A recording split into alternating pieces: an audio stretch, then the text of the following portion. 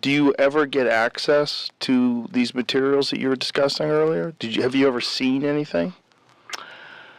Yes, I have. One sample I can talk about is... Are there things you can't talk about? There are things I can't talk about, right. But there's one sample I can talk about, which you could put up on the screen. That would be that This layer. right here? It's right here? Yeah, right. It turns out that an Army person said that his grandfather had been involved in picking up debris from the Roswell crash. And so he sent it, of all places, he sent it to Art Bell of the radio podcast, the great Art Bell. So Art Bell turned it over to Linda Howe, Linda. So she's, got it, and so she said she'd make it available and so on. So about this time, I had already had my viewpoint shifted, as I say, by Edward Teller about, we should have more openness going on. And so, in fact, Tom DeLonge came along and, the punk rock Blink-182, and said, we should be, by the way, this is before even things came out in the New York Times in December 2017. He says, I've been talking to people at some aerospace corporations, and they're saying how hard it is to get students to do their engineering and come to work for us. And so he said, well, if there's anything to, quote, the UFO area, maybe you could generate some interest that way. And so, long story short, he got Jim Simivan, now retired high-level person at CIA, got me. Keep that up, Jay. And so, so anyway, we started To the Stars Academy of Arts and Science.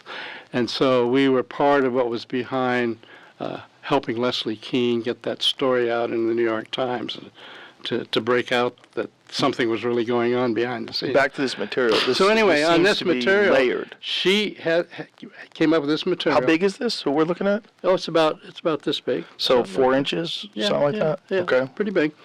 And so it's got all these layers. So on the one hand, you could say, well, this is just a guy sending in it some stuff. There's no chain of custody. Right. You don't know if he's a fraud, making it up or whatever. But anyway, it turns out those are layers of titanium and bismuth. So anyway, we Tom DeLonge got a hold of a copy, and so we said, okay, we're gonna do everything we can to nail this down. So we actually set up a contract with an Army office, and then they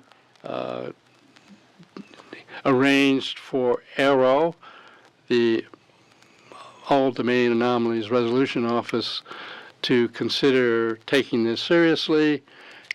And so they arranged that this could be analyzed by Oak Ridge National Laboratory. And so we provided this to them to analyze. Okay. And what were the results? Well, the results were that there's no obvious proof that it comes from out of our solar system, because there are various isotopes that would be different if it came from some other solar system. So that would be the first thing you'd look for to say, oh, this really is ET. So that didn't wash. The second part, though, was a little more interesting, and that is these layers of magnesium and bismuth, I mean, those are the size of a human hair, some of those layers. And they said, well, we can't find any evidence in the history of development of materials like that, and can't even imagine why anybody want to make it. So it's an anomaly. So no proof that it's ET. But one of the things we did do, he says, okay, well, how hard is it to make something like this? And so we got an aerospace corporation to say, can you bond bismuth and magnesium together, sort of like what we see in this sample? Well, they got 2 layers bonded, cost them over $1 million, broke down their instruments to do it. So it's still basically a mystery. So we got to read the report. It was not totally provided to the public. But so anyway, is this about a 1/4 inch thick? Is that what we're looking at here? yeah. It's about So like how many that. layers did they estimate? I think we had, it might have been 18, something like that. We could probably count them. So anyway, so that's a possible example, but no conclusion we come So to. this is definitively. something that is of terrestrial origin in terms of materials when you measure the isotopes, but it's of a construction method that's not currently available. That is a perfect description of the situation. And by the way, it certainly wasn't available back in the 40s and 50s, Right. when this supposedly was found. supposedly, that's the problem. Yeah, So when was supposedly. this was analyzed in what year? Well, analyses started taking place by Linda Howe at other laboratories, I think in the years, in the 2000s, and we got As hold you of go we, back. Yeah, we got it, I don't know, maybe 2020,